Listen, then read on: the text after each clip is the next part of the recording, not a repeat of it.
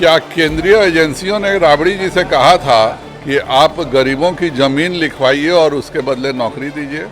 क्या केंद्रीय जांच एजेंसियों ने उनसे कहा था कि 10,000 करोड़ का चारा घोटाला कीजिए? नमस्कार, आप न्यूज़ फाउंडेशन देख रहे हैं। मैं हूं आपके साथ वंदना। बिहार में ईडी और सीबीआई की जांच को लेकर सियासत गरमाई हुई है। एक तरफ तेजस्वी यादव मोर्चा खुले हुए हैं तो दूसरी तरफ प्रदेश अध्यक्ष बीजेपी के संजय जायसवाल ने नैतिकता का पाठ पढ़ाया है। संजय जायसवाल ने कहा है कि बोए हो बबूल तो आम कहां से पाओगे। जी हां, संजय जायसवाल ने पाठ पढ़ाते हुए नैतिकता का कहा है कि जिस तरह से लालू परिवार नौकरी के बदले जमीन लिखवाने का काम किया है, तो वो सत्ता का जो लालच था वो कैसे भूल रहे हैं और दोष दे रहे हैं केंद्र सरकार को। जी हां, सुनवाते हैं आपको कि क्या कुछ कह रहे हैं प्रदेश अध्यक्ष संजय जायसवाल। क्या केंद्रीय एजेंसियों ने राबड़ी जी से कहा था कि आप गरीबों की ज़मीन लिखवाइए और उसके बदले नौकरी दीजिए? क्या केंद्रीय जांच एजेंसियों ने उनसे कहा था कि 10,000 करोड़ का चारा घोटाला कीजिए? क्या केंद्रीय एजेंसियों ने राबड़ी जी को और लालू जी को कहा था कि रघुनाथ झा, कांति सिंह और उनके घर में गाय के दूध दूहने वाला सबसे ज़मीन और मकान लीजिए? जब यह सब कर रहे थे तभी सोचना चाहिए था स्वर्ग और नर्क सब यही है, आप जो पाप कीजिएगा उसका सजा यहाँ भुगत के ही जाइएगा।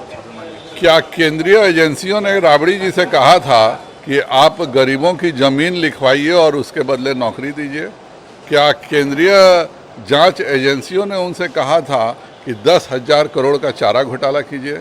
क्या केंद्रीय एजेंसियों ने राबड़ी जी को और लालू जी को कहा था कि रघुनाथ झा, कांति सिंह और उनके घर में गाय के दूध दूहने वाला सबसे ज़मीन और मकान लीजिए?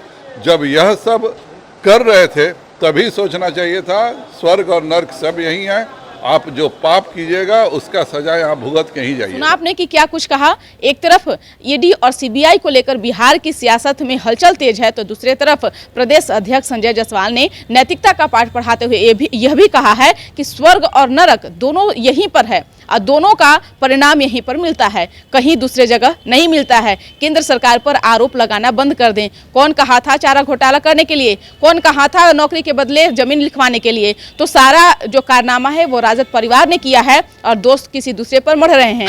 लेकिन देखने वाली बात होगी कि जिस तरह से सरकार बिहार में बदली है और जब सरकार बदलती है तो लोगों की उम्मीदें बढ़ जाती है।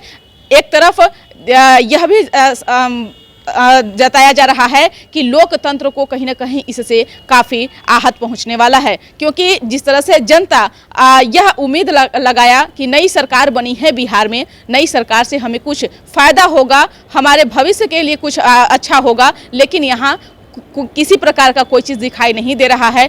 आपस में ही नेता एक दूसरे पर वार प्रत्यावार कर रहे हैं। इसकर बस इतना ही। बने रहिए न्यूज़ फाउंडेशन के साथ। अब तक कि हमारे चैनल को सब्सक्राइब नहीं किए हैं तो कर लीजिए और साथ ही साथ न्यूज़ फाउंडेशन के फेसबुक पेज को जरूर फॉलो करते रहिए। धन्यवाद।